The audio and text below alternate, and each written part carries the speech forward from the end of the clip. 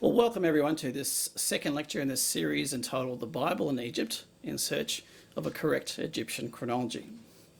Now, in the first lecture of this series, we looked at a brief overview of the major periods of Egypt's history. Then I did an overview of the various Egyptian chronologies before we looked at the Exodus and whether it is a myth or is there actual evidence to support it as a real historical event. Now, I concluded that there is archaeological evidence that does match the Exodus event found in the Bible, and that instead of the conventional place for it during either the 18th or the 19th dynasties, the time known as the Late Bronze Age, that it is far better placed at the end of Egypt's Middle Kingdom when Egyptian civilization collapsed in the 13th dynasty during the Middle Bronze Age. Now, with that as a baseline synchronism between the Bible and Egypt's history, I'd like to now go right back to the beginning and bring out some points of interest about the time of the Old and Middle Kingdom in Egypt after adjusting their chronology as demanded by a new synchronism with the Exodus. So let's look at what we'll be going through in Lecture 2 of this series. Now, first of all, we're going to look at the Old Kingdom and the early Bronze Age period in the Middle East.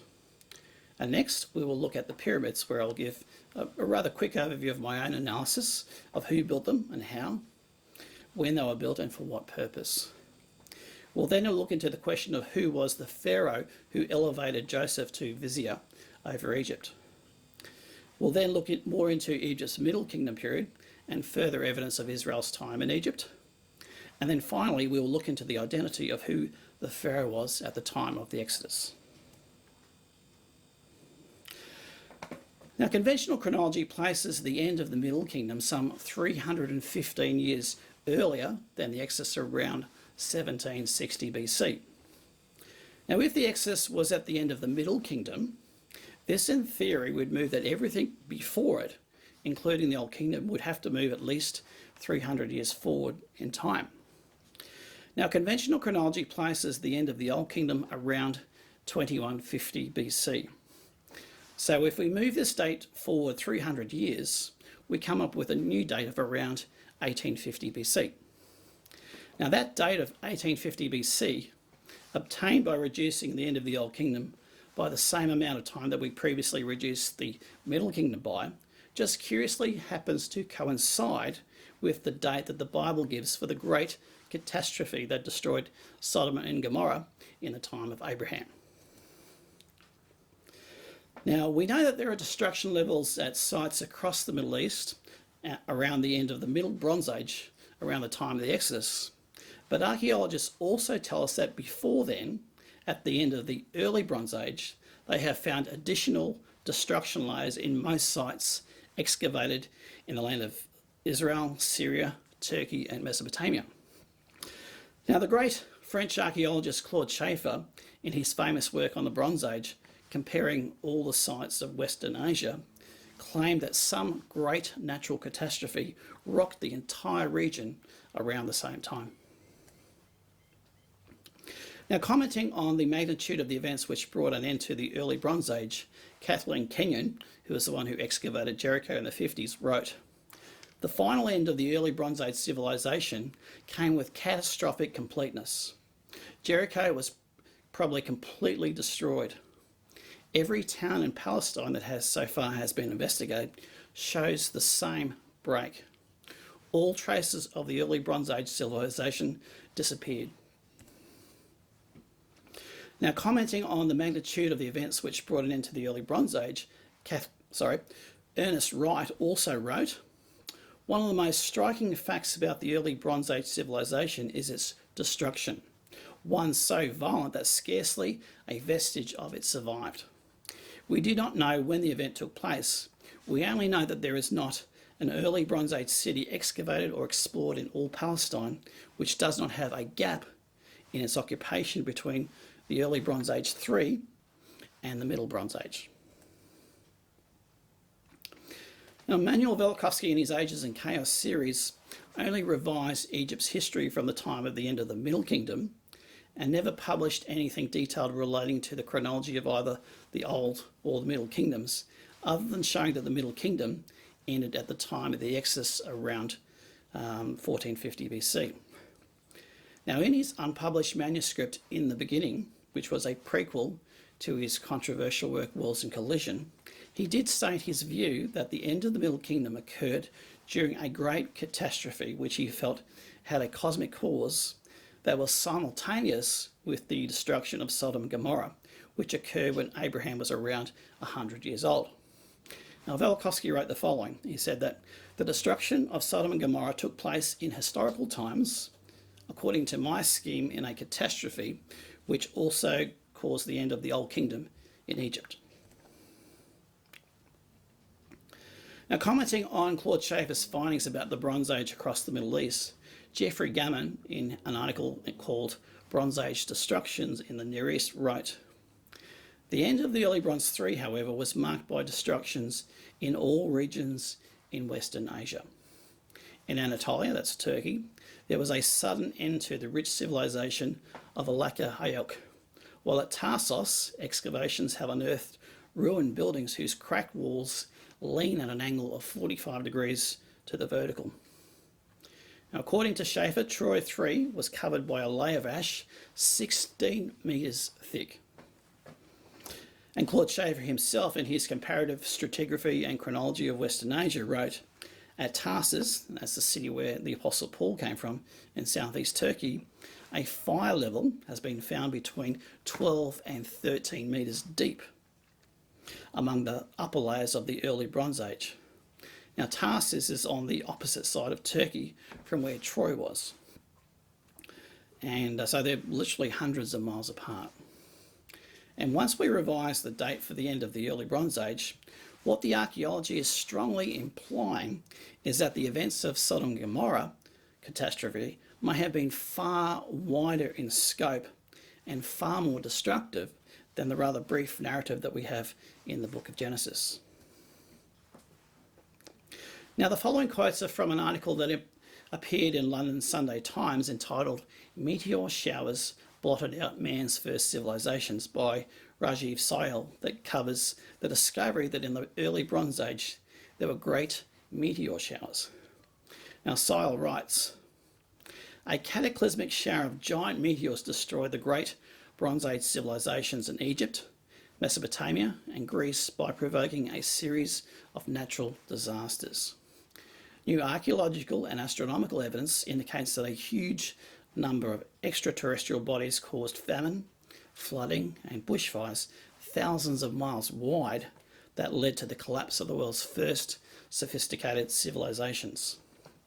British scientists have also identified at least 7 impact craters which were formed within a century of 2330 BC, which they believe may have been part of a meteor storm. Craters recently found in Argentina date to around the same period, suggesting that the Earth may have been hit by a shower of large meteorites about the same time." Now, Claude Schaefer discerned major catastrophes that shook the entire Middle East at the end of the early Bronze Age, at the end of the Middle Bronze Age, and also at the end of the Late Bronze Age. Now, I mentioned in my last lecture that archaeologists subdivide the early Bronze Age into 3 smaller periods: the early Bronze 1, early Bronze 2, and early Bronze 3. Now, Schaefer found evidence of not just 1 but 2 major catastrophes during the early Bronze Age. Now, he dated these 2 early Bronze catastrophes to the end of the early Bronze 2 period and also at the end of the early Bronze 3 period. Now, conventionally, these are dated to 2350 and 2100 BC. Now, if we lower the date of the early Bronze 2 catastrophe by a similar amount as we lowered the end of the Older Middle Kingdoms by, we come up with a date of around 2100 BC. Now, there's another biblical catastrophe referred to in the scriptures that is dated close to this particular date, and that's the destruction of the Tower of Babel. And this destruction may possibly be the same as that detected at the end of the early Bronze 2 period. Now, while the early Bronze 2 catastrophe was one primarily of fire, the latter early Bronze 3 catastrophe was one of both fire and earthquake. And by reducing the time of this event to 50 BC, this destruction might possibly be the same as the catastrophe that caused the destruction of Sodom and Gomorrah. Now, the Dead Sea, according to the Genesis account, was not yet in existence in the days of Abraham. The valley of Siddim, where there were several cities, including Sodom and Gomorrah, is equated here in Genesis 14:3 with the Salt or Dead Sea in an editorial note that was added much later on to let readers know where these cities were that God destroyed. In Genesis 13:10, we read that when Lot arrived in the region, he lifted up his eyes, and that the Jordan Valley was well watered everywhere, like the Garden of Eden, like the land of Egypt.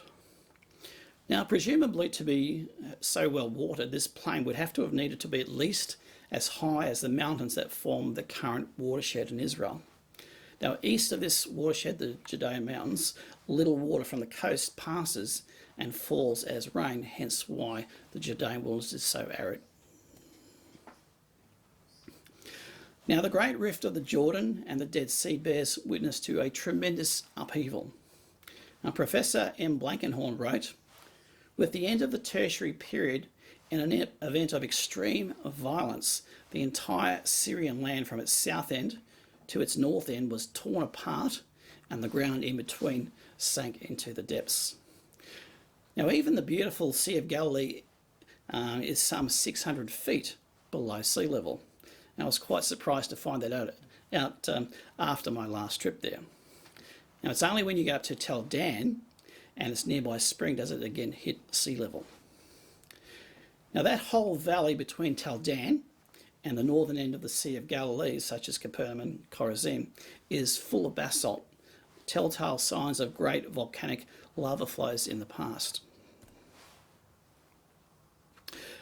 Now, in Psalm 126 verse 4 we read, "Turn again our captivity as the streams in the south." That's an interesting reference here.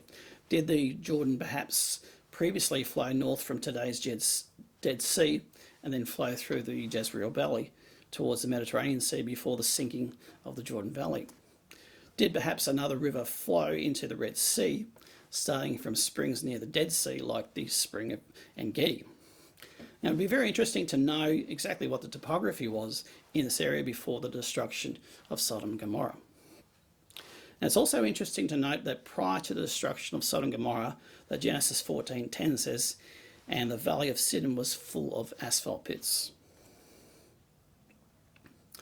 Now, the sheer violence of the Sodom and Gomorrah catastrophe by fire and brimstone that sank the Jordan Valley explains the rather unusual reaction of Lot's daughters.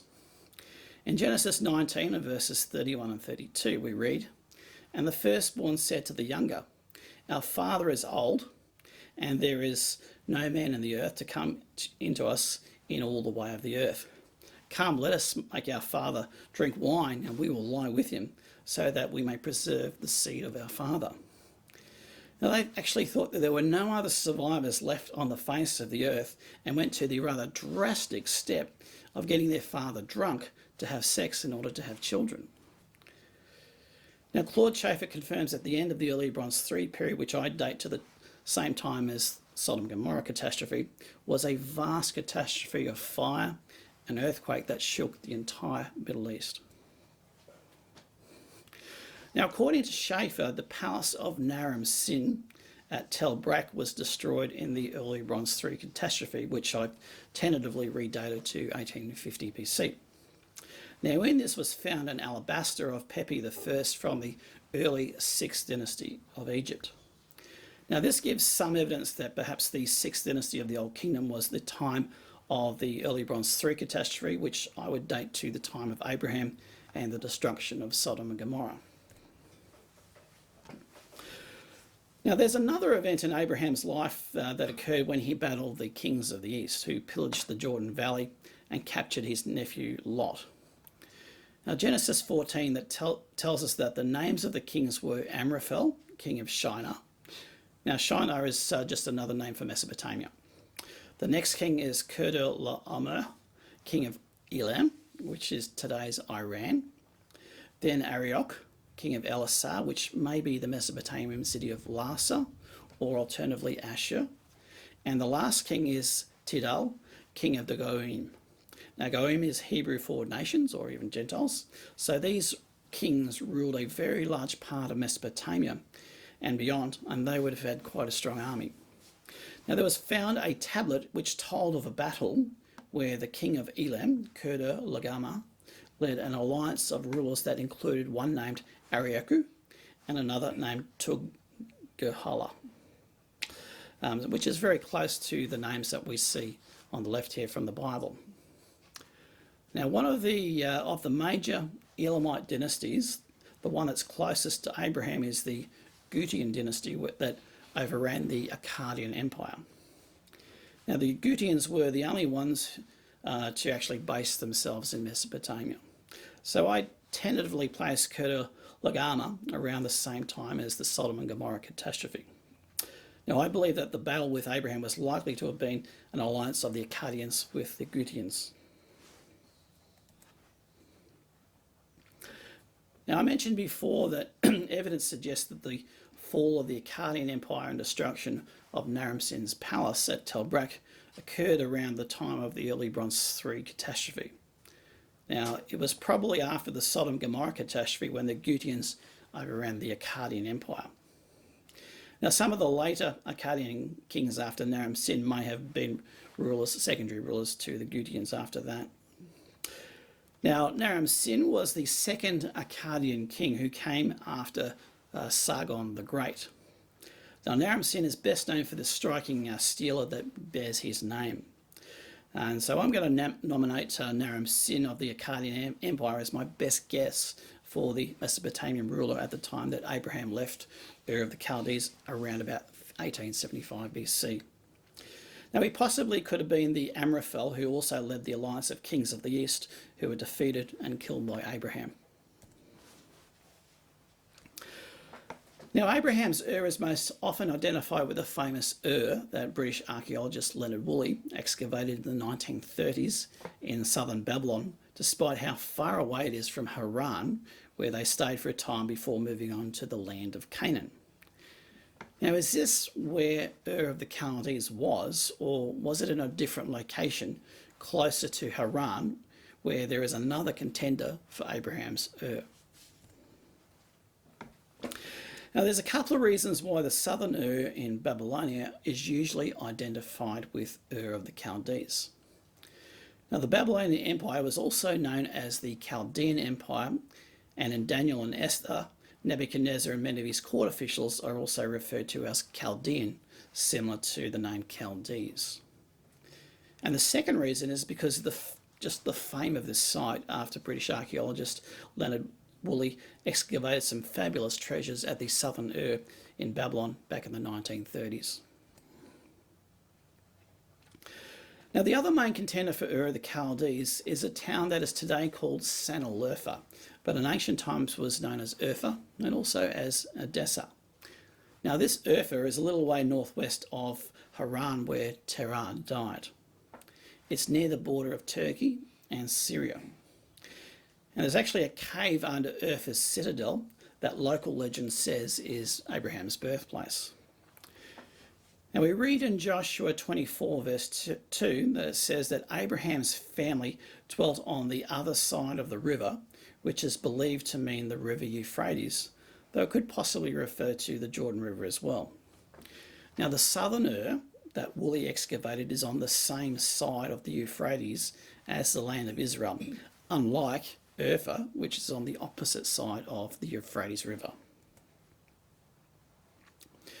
Now, the northern Ur is close to other towns which have names close to the names of members of Abraham's family, such as Tel-Terah, Surik, and Haran. And Sinai, like Shinar, is another nearby town. Now, many nearby places also include the name Kale, in which is similar to Chaldee or Chaldees. Now, the Chaldees, spelt Khaldis, was the name for the pantheon of gods of the Hurrians, who lived in southeast Turkey close to Mount Ararat, and is the likely derivation of the name Chaldees. Now we read in Genesis 24 how Abraham tells his servant to go back to my country. And so he went to Mesopotamia to the city of Nahor. Now Nahor is no longer alive at this time, and his servant meets his son Bethuel and his grandson Laban of Paddan Aram in Syria. Now later in Genesis 27, when Jacob has to flee from Esau, he goes to Laban, who we are told is in Haran. Now assuming Laban hasn't moved location, the city of Nahor that Abraham's servant went to is equated here with Haran. And so if we go back to Genesis 24 verse 4, Abraham said that where Nahor's family was, that is Haran, was my country. So why would he call Haran my country if where he originally came from, was all the way down in southern Babylonia? Now this is probably the strongest support for the northern being the that Abraham came from. Now that we've looked at the evidence for where of the Chaldees was, let's look at the evidence to locate another famous location in the book of Genesis, the Tower of Babel. Now where was the Tower of Babel? Now like it is also placed in southern Mesopotamia at Babylon, the capital of Nebuchadnezzar's empire. Now Babel and Babylon are both translated from the same Hebrew word.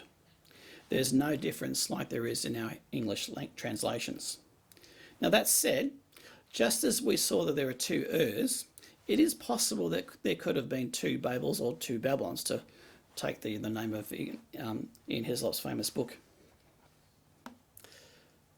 Now after the flood, we're told in Genesis 11 that just before the story of the tower, that they had one language and journeyed from the east, that is, they went west, and they found a plain in the land of Shinar, and they dwelt there. Now just before, we saw a town close to Urfa by the name of Shinar.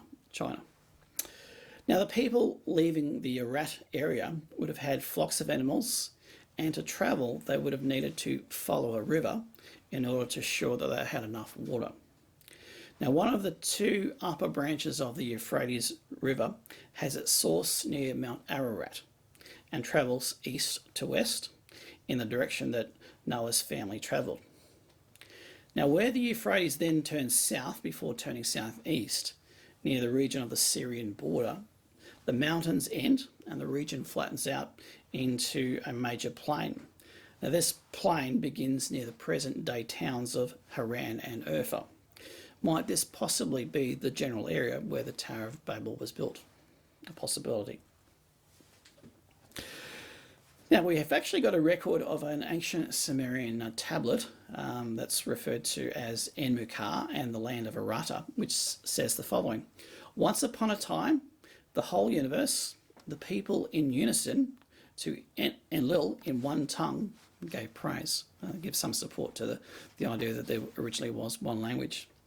And the name Enmucar here is interesting. It's also another form of the later Latin name Mercury.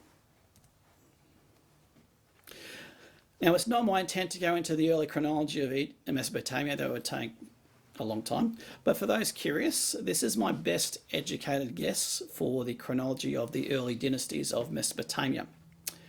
Now, David Roll has a more expanded Mesopotamian chronology in his book Legend. And so for those who watch this video later who may have a secular, non-biblical viewpoint of history, they will probably be more inclined to David's chronology than what I present here. Now, because of my biblical worldview of history, I've taken on some biblical dating constraints, such as the 2300 BC date for Noah's flood, which has led me to compress the lengths of these dynasties more than the dates assigned to them in the various kings list. Now, before we move on, I'd just like to note a couple of items of interest on this particular chart. Now, we saw the name Enmucar on the last slide. Now, he was an early king of the Uruk I dynasty. Now, the next kings after him were Lugal-Banda, Dumuzi, and Gilgamesh of the Gilgamesh flood epic. Now, Dumuzi is another form of the name Tammuz. Now, Ian Hislop in his famous book, The Two Babylons, identifies Tammuz as the son of Nimrod, portrayed by his wife Semiramis as the reincarnated Nimrod. And together they formed the ancient trinity that was the heart of many of the ancient pagan religions. Now, could Dumuzi's father, Lugalbanda, possibly be Nimrod? And could Emukar possibly be Nimrod's father, Cush? Now, all these questions are highly speculative, and this far back is hard to tie down anything definitively to what we read about in the Bible. Now, one king here, Ebrium of Ebla, I should say, could possibly be a candidate for Abraham's ancestor Eber, from which we get the name Hebrew from. Now, I've got Sargon the Great ruling around about 1900 BC. Now, the lines linking kings in this chart are known synchronisms between these rulers, though some are a bit more tentative than others. Now, Hammurabi, who might be familiar to many of you, from the first Babylonian dynasty, he is best remembered for his famous law code, Stela, which some have drawn parallels with the laws and statutes of the Old Testament dating to the time of Moses. Now, Hammurabi is conventionally placed around the same time as Abraham. Now, archaeologists at Ugarit in Syria have found items dating to the era of Hammurabi in the Middle Bronze strata, contemporary with the latter part of the Egyptian 12th dynasty when Israel was in Egypt. So this data places Hammurabi contemporary with the reigns of 12th dynasty pharaohs Sesostris III and Amenemhotep III. So Hammurabi, therefore, probably reigned about 100 years before the Exodus, or somewhere around about 1550 BC. So Hammurabi lived close to Moses' time, though his law code would still predate when God gave Israel the statutes and commandments at Mount Sinai. Now, Emanuel Velikovsky places his close predecessor, Amizabduga, known for his famous Venus tablets, soon after the Exodus. Now, the information I'm about to give you now here comes from the Ambassador College lecture series by Richard Page called Archaeology and History that I made mention of in Lecture 1. Now, it's usually assumed that the patriarchs, Abraham, Isaac and Jacob, were just shepherds or herders of livestock. Now, if they were just shepherds, the following passage in Genesis 46 would seem a little out of place. Now, Joseph is getting ready for his family to come down to Egypt and then says to his brothers, "If the Pharaoh asks you what your occupation is, I want you to tell him that you tend livestock." He then says that shepherds are an abomination to the Egyptians. Now, if they were just shepherds or herders of livestock already, why would Joseph feel the need to prep them with a particular answer? Now, it would seem that they were much more than just herders of livestock. Now, Joseph tells them just to focus on this one part of your overall business so that the Pharaoh will give you the land of Goshen. Now, we get a glimpse of their primary business in Genesis 34. Now, one of the men of Shechem has slept with Jacob's daughter Dinah, despite them not being married. Now, he goes to his father to arrange with Jacob for Dinah's hand in marriage. His father then says to Jacob, "The soul of my son Shechem longs for your daughter. Please give her to him as a wife and make marriages with us. Give your daughters to us and take our daughters to yourselves. So you shall dwell with us and the land shall be before you." And then he says, "Dwell and trade in it and acquire possessions for yourselves in it." So it would seem that the patriarch's main business was as mercantile traders trading goods. Now, this would explain a few things in the accounts of the lives of Abraham and Jacob. Firstly, if Abraham was a mercantile trader of goods, this would explain why he has as many as 318 armed servants in Genesis 14. Next, it would also explain why Abraham was mingling close enough to the Pharaoh for Sarah to be noticed by the Pharaoh, given their attitude towards the shepherds. Now, if they were just shepherds, they certainly wouldn't have been able to mingle in such high society in Egypt. And it would also explain why Abraham was called a mighty prince by the men of Hebron in Genesis 23.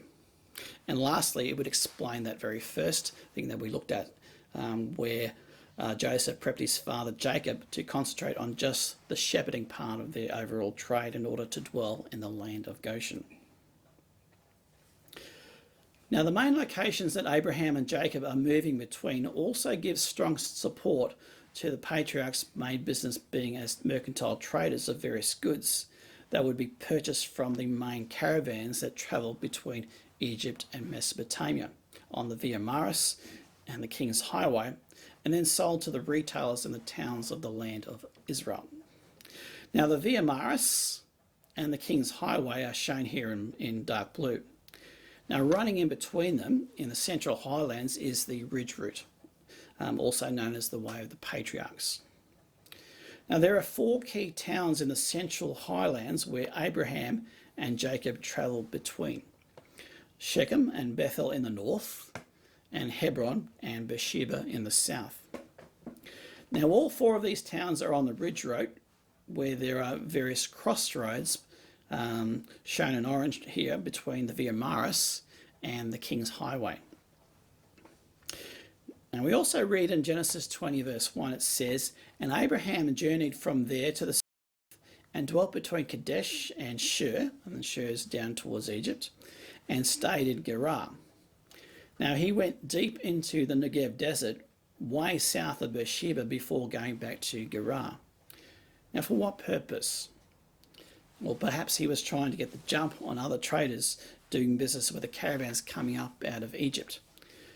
Now, Gerar, where Abraham interacted with the Philistines, including Abimelech, is on the road between Beersheba and Gaza, where there was a plentiful supply of water for their herds. Now, in Genesis 23 verse 19, we read that Abraham bought a field with a cave and buried his wife Sarah in the cave of the field of Machpelah. Now, the Hebrew word Machpelah means double or twofold, implying a double cave. And it became the cave of 3 patriarchal couples: Abraham and Sarah, Isaac and Rebekah, and Jacob and Leah. Now, Jacob's favourite wife, Rachel, was buried in a tomb closer to Bethlehem. Now, this has become an important holy site for the Jews. Now, King Herod, an Edomite who was raised in the Jewish religion, built this structure above the caves. Its stones are very similar to the stones of the temple in Jerusalem. It has survived intact to this day. Now, it's currently in the West Bank territory and is part mosque and open to tourists. Now, Nahum Arnon, a member of the Jewish community of Hebron, tells an interesting story about he was part of a group back in the 1980s that in the middle of the night, during when there's plenty of ruckus going on with a Jewish holiday, that they broke through the 4 stones and found a passageway down to the double cave, where they found human bones and pottery and artefacts from the Middle Kingdom and First Temple periods. Okay. Now, it is clear from the archaeology that the 2 early bronze catastrophes I mentioned before were of fire and earthquake, and nothing like the great flood of Noah's day. Now, the dynasties of the Old Kingdom, that is dynasties 1 through to 6, add up to just over 900 years according to conventional chronology. Now, if the Old Kingdom did last 900 years and ended around 1850 BC, as I've revised it down to, then it would have started all the way back in 2750 BC, some 450 years before the biblical date of Noah's flood. Like I said, there is nothing that resembles the great flood of Noah in the annals of the Old Kingdom. Now, if that flood was a true historical event, it would imply that the Old Kingdom began after 2300 BC. Now, many people dismiss the flood as a true historical event or believe that it was just a localised event, such as Robert Ballard's theory that it was based on the Black Sea once being a fresh lake before the land bridge, where the Bosphorus is today, was broken and unleashed a massive torrent of seawater into the Black Sea, causing massive flooding around its shore. Now, it is well documented that the story of the Great Flood appears in almost every mythology and lives in the most distant countries amongst the most barbarous tribes. Now, a limited Black Sea flooding event to me doesn't quite account for that universal widespread account of the flood, and that's before one looks at the geological evidence. Now, there is evidence at hand to suggest that there was some significant parallel rule between the Old Kingdom dynasties, which could dramatically reduce our date for the start of the First Dynasty and the overall length of the Old Kingdom. Now, Donovan Corville makes significant use of what's called the Sothis list, which starts with Dynasty 1, then it's followed by Dynasty 4, then Dynasty 5, followed by Dynasty 12, and then the very last two, Dynasty 13 kings. Now, Donovan Corville believes that this represents the primary rule of rulers, with contemporary rulers from other dynasties listed by Manetho not included. Now, if this hypothesis is correct, then Dynasties 2 and 3 were secondary rulers ruling parallel with Dynasties 1 and 4. Dynasty 6 was also a secondary dynasty parallel with Dynasty 5 in that case. So this would reduce the overall duration of the Old Kingdom down from 900 years to 510 years according to the Sothis list. Now, notice a couple of things with this list which we'll come back to later when discussing the Middle Kingdom. Now, the alternate names for the kings of Dynasty 12 almost all include Ramses as part of their name, and there is only two primary kings for Dynasty 13. Now, the first one is Ramses, son of Euphrates, perhaps emphasising a change of dynasty, and the second, Konkaris, had a brief 5-year reign, which we'll see is significant later in the story of the Exodus. Now, we saw before Pepi I, who was contemporary with the early Bronze III catastrophe, he was the first ruler of Dynasty 6, indicating that the Sodom and Gomorrah event happened possibly early in that dynasty. Now, if Dynasty 6 was roughly parallel with Dynasty 5, we can possibly exclude most of Dynasty 5 kings as needing to fit before our 1850 BC date for the Sodom and Gomorrah capacity. So we're starting to compress that 510 years down to something much more manageable. Now, Donovan Corville starts Egypt's dynastic history around 2150 BC. Now, I would date it to around about the same time as the Tower of Babel catastrophe, which I've sort of tentatively dated to about 2100 BC, about 200 years after the biblical date for the flood. Now, Donovan Corville does one rather novel thing with his dating of the Old and Middle Kingdom periods. Now, he actually believes that the catastrophes at the end of the Old Kingdom and at the end of the Middle Kingdom were one and the same. So he dates both of them to the time of the Exodus. So he's got the latter half of the Old Kingdom parallel with the Middle Kingdom. Now, this would mean that the first and second intermediate periods, the first two dark ages of Egypt's history, were one and the same. And he has dynasties 5 and 6 contemporary with Middle Kingdom dynasties 12 and 13. Now, this is a rather tempting theory to allow more time for the dynasties of the Old Kingdom to fit if two of them were parallel with the Middle Kingdom. That said, I don't believe that fits the evidence. Now, Ai was one of the cities destroyed by Israel under Joshua at the end of the Middle Bronze Age and never reoccupied. Now, according to archaeologists, Etel, believed by many to be Ai, was destroyed with its walls at the end of the early Bronze Age. It's got no trace whatsoever of any Middle or late Bronze Age occupation. Now, Etel has early Bronze Age but no Middle Bronze Age pottery whatsoever.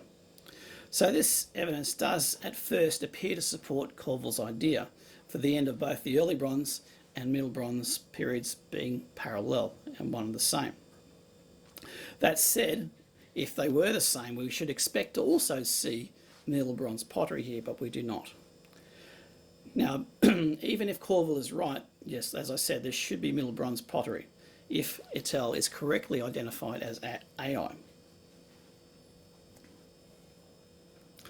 Now, as seen in this particular table here from David Roll's book, A Test of Time, the vast majority of sites in Israel experienced a second destruction near the end of the Middle Bronze Age. All of them, with the exception of Etel, have Middle Bronze pottery in between the Early Bronze Age and Middle Bronze Age destruction layers. So Etel is an exception here, in that it was destroyed at the Early Bronze Age and only has one destruction layer. Now, the site of Megiddo also has a destruction layer at the end of the Early Bronze Age, followed by a hiatus. Now, Judges 1:27 tells us that the Israelites, when taking the land, were unable to take Megiddo. The destruction layer, shown here at the end of the Early Bronze period at Megiddo, should not be there if the destruction of the Early Bronze Age was one and the same as the Middle Bronze Age catastrophe at the time of the Exodus. So based on this evidence, it would appear that the site of Ai, which should contain Middle Bronze pottery, is not Etel. Ai has either yet to be unearthed, or perhaps it is another proposed site like Khirbet Nesir. Now, in my opinion, dynasties 1 and 5 were not successive, but ruled parallel to each other. They probably started shortly before the Early Bronze III catastrophe, around 1850 BC, and finished close to the start of the Middle Kingdom around 1700 BC. Now, the pharaohs on the Sothis list go straight from Dynasty 5 to Dynasty 12. So dynasties 7 to 11 were obviously secondary dynasties, if that hypothesis is correct, and probably ruled parallel with dynasties 5 and 6, and perhaps partially parallel with Dynasty 12. Now, Dynasty 5, which was the primary dynasty at the time, was based in the south around the time of Abraham. Now, I would hazard a guess that Papi I of Dynasty 6, which was based in the north of Egypt, was probably the pharaoh that Abraham interacted with when he briefly dwelt in Egypt following a famine in the land of Canaan, which is told to us in the latter half of Genesis 12. Now, Abraham told a half-truth about his wife Sarah being his sister. Now, after the Pharaoh took her for his wife, it says that God then intervened in the situation.